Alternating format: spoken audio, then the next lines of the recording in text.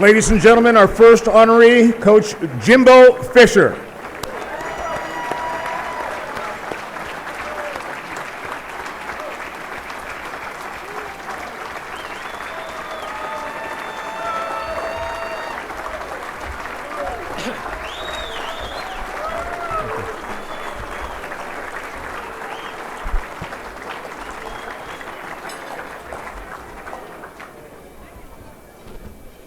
Thank everyone very much, and thank all the Seminole people and Seminole family that came to support us. It's, we're truly blessed to have the best fans in the country, there's no doubt.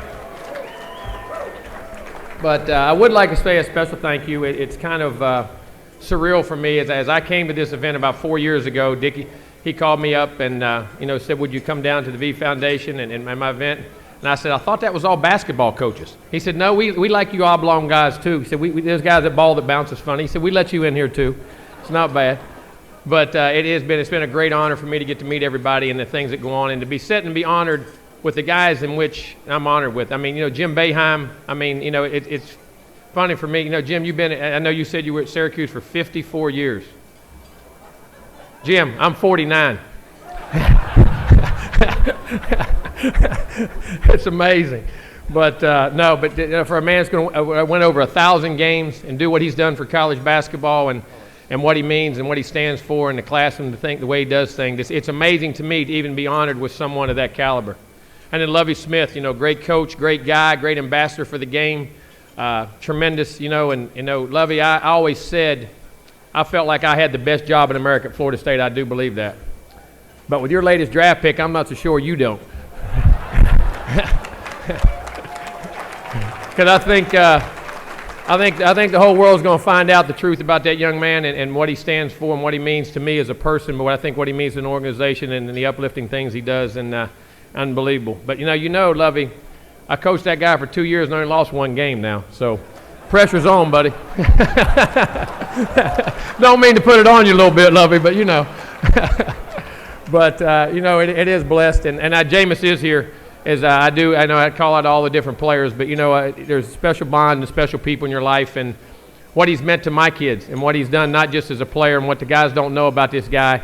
This Tampa Bay area, you're going to be blessed. You're not only going to have one of the best football players in the National Football League, you have one of the best people I've ever been around and ever coached, and it was a truly blessing to ever be a part of his life.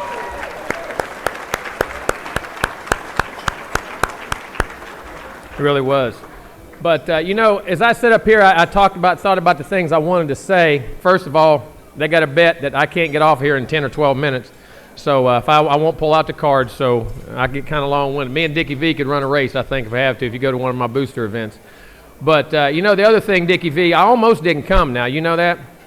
I almost didn't come. You'd asked me last year, and I was very honored. And then I heard you were coming to one of our games this year, and I was all pumped up. I thought Dickie V was going to come by and come see me and talk to me, and he said he was at the game, and I didn't see him. Then I found out he was setting up Notre Dame's box at our game, and daggone couldn't even cheer.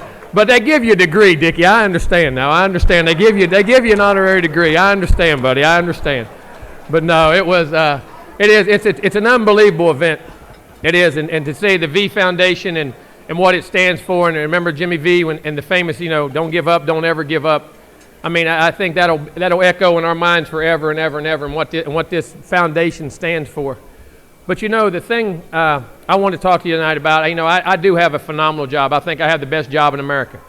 We've accomplished some great things. Coach Bowden accomplished some unbelievable things during his tenure, the great players and all the great history in which he had at Florida State, and the last 30 years were the winningest football program in the country. And to do the things he did, and to have the legacy to be able to follow such a legend, it is an honor, and to keep the traditions and things he did. But, we had a tremendous first year. My year at Florida State, we won 10 games. We went to a bowl game, played in an ACC championship. It was pretty, I was surreal. I was on top of the world. I thought I had everything going. I was that bright young coach. I'm going, everything in the world's going good. I'm even calling the AD. They're giving me a raise. Everything, everything's on the fries. Everything's going good. And then as I say what the V Foundation stands for and what it's doing for these kids and these families out there, in March of 2011, as we all said, My wife and I became those parents. We became those parents that heard the dreaded news that our youngest child was sick. You know, it started, we went to the bowl game that year against South Carolina and had a simple fever, just like the story he was telling before. Had a simple fever, had the flu. My wife was home visiting with her family at Christmas, and took him to an urgent care center. They did a CVC and did a blood count on him and said, his fever's up. We're going to treat his blood counts are extremely low to keep an eye on him. So we go to the bowl game, we win, we do a great job. I'm on top of the world. We check them a month later, they're still a little bit low. We check them a month later, they're still a little bit low. So we take him down to Shands, and they said, there's this unbelievably rare disease. 1 in 350,000 people get this disease. And they said, probably not. We're going to run a test for it and be the last one. It'll take a couple weeks to get back, no big deal. But we're going to test him. We'll test for leukemias, for everything.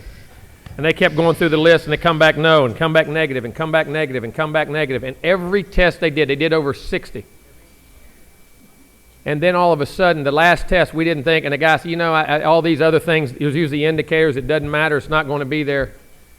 And then in March 26th of 2011, I could remember I was with my son on a little golf cart riding around the neighborhood, and there was a little pond, and we were over there playing with my two boys, which I try to spend as much time with as I can. And all of a sudden, I see her car coming down the road, and her horn's blowing. She knows we're over there blowing. It's blowing like crazy.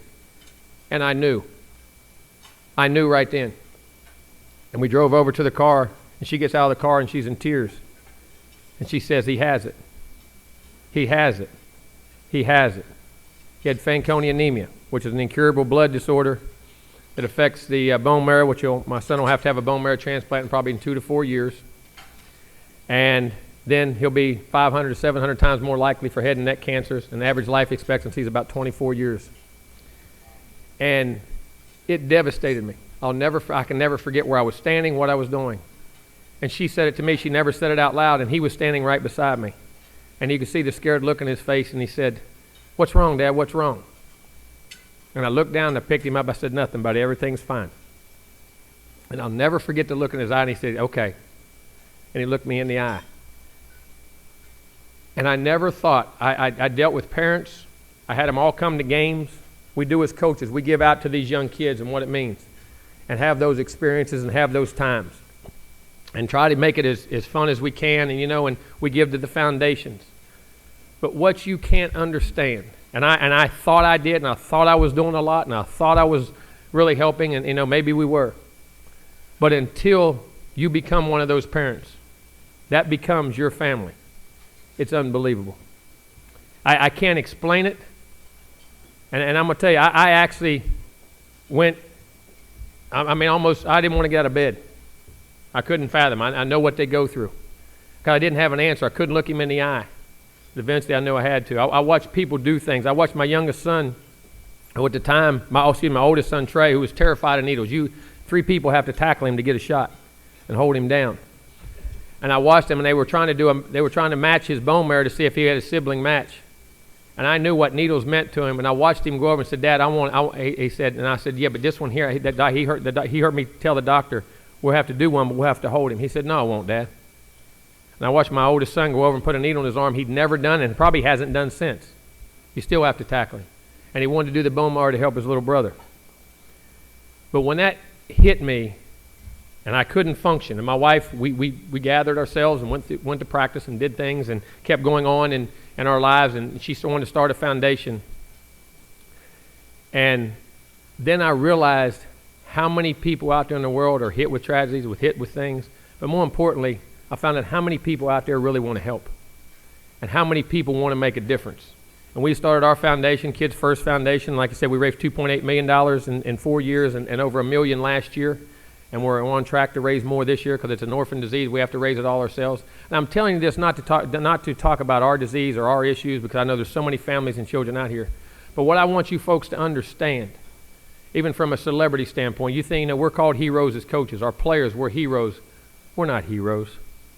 Those kids are heroes. Those families that deal with it on a day-to-day basis, that have to get up and survive every day.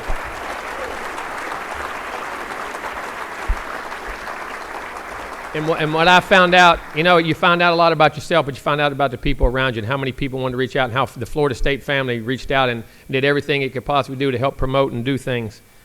But, the thing about that the point I want to stress is this. There's one thing that got me out of bed every day, and it was the word of hope. One day we're going to look at those diseases and all the diseases at which we face, the cancers and all the things that go on, and we're going to say, we beat you. We beat you. There's no doubt. But until then,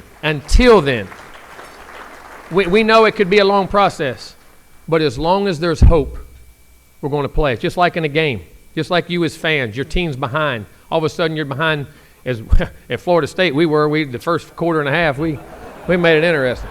ESPN love us now. We had five of the 6 highest rated games last year, and you got bored the year before. We were the most dominant team in college football in 68 years, and y'all turned it off at halftime, and ESPN said they had no ratings, and the fans left, so I wanted to keep you in the stands. I said, we won't play the first half. We're not going to play the first half. We'll learn to come back the second half. And now, what made us come back, there'd be a guy come over there, and he tapped me on the shoulder and said, Coach, we're going to score 4 drives in a row. Got me? I said, got you. And then we'd follow him, and we'd get down the field, and we'd score touchdowns. And it was amazing. He would just flip a switch, and it was the most amazing thing. But, more importantly, as you as a fan, I had many people say, I started to go to bed. Then you came back. Then I said you had a chance. Then I saw we were going to come back. And we had hope that we could win. I'm going to tell you something. When you have hope that your child can survive, and people are out there, and people are willing to sacrifice and do the things they got to do, like Dick said, nothing's about money, but everything's about money, folks. You can't take it with you. You can live with it, but to make a difference in a young man's life, we started bone marrow drives in our university. We've had 3 band members and 2 players that have their bone marrow has matched and saved lives. It's 5 different people's lives that's been able to be saved by bone marrow drives in which we've had them at Tallahassee to make a difference. And those fans, we want those people to meet. And, but when you have hope, that's the only reason I get out of bed every day. Because, this job is wonderful. It comes and goes. It put things in perspective very clearly for me. I do have a wonderful job. I can affect kids' lives. We can coach them. We can win. We want to make money. We want to do all those things. But if you don't have health, you have nothing. And God can help us. God's going to have a plan. He doesn't, that's like we said to our family. We wanted to be private with our foundation. We decided, no, we're going to put it out there. God doesn't put more on your plate than you can handle. We have to be the ambassadors for Kids First in Fanconi and Nema, just like Dick is and the V Foundation is for children's cancers. As you know, as I've studied too in this deal, they won't let you do the trials on the young kids because they think it's inhumane. But and when these things happen, the kids aren't living long enough to be adults to make the difference.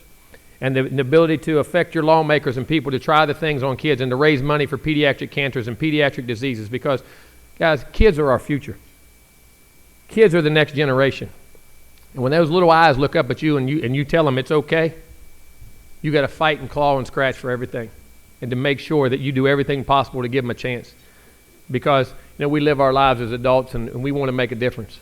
And we as coaches, to be able to stand on the platforms we stand, and that's why I have such unbelievable respect for Dick, for what he does and the platform he takes, and the V Foundation and the Valvano family for standing on that platform and speaking for the folks who can't speak, who don't have the money and the resources to get all the cures and do all the things you got to do, and to allow this research to find ways, because you don't ever want to be the parent sitting across from that table and they tell you those dreaded words.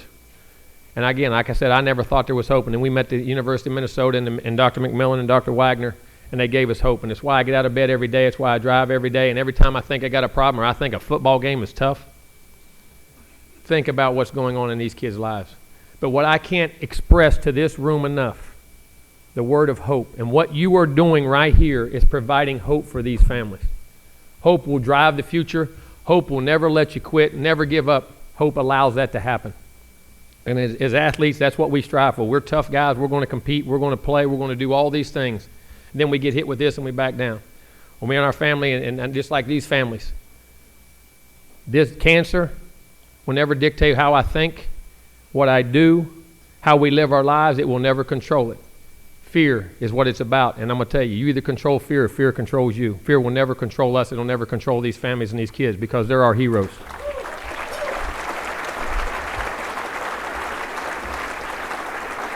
And I won't be too long-winded, but it is an honor and a privilege to be able to stand up here and to talk and be part of such a cause. It to me is second to none. And all the life, and I'm going to tell you this, all the things I learned about ball and the discipline and the toughness and the relentlessness and the competitiveness, that's what gets me through the days. And people don't think academics is extremely important, but don't think athletics don't teach these lessons in life that are amazing. And these athletes and these kids and what they can do. And as we spread this word about cancer and what the V Foundation and what Dickie are doing, there's not a greater cause in the world, because the children are our future. It's God bless to be up here. I thank you for allowing me to be a part of this great organization, and thank you all very much.